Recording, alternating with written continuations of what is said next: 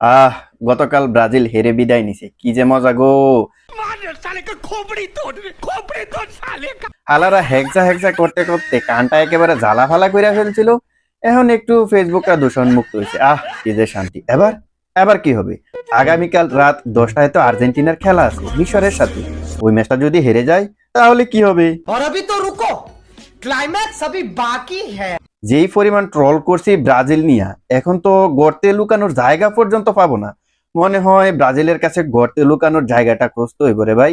क्या बात है सर, क्या बात है सर, क्या बात, ये बात है। না না না, ব্রাজিলের কাছে তো জায়গা পাবো না, কারণ ওরা নিজেরাই তো লুকানোর জায়গা পায় না।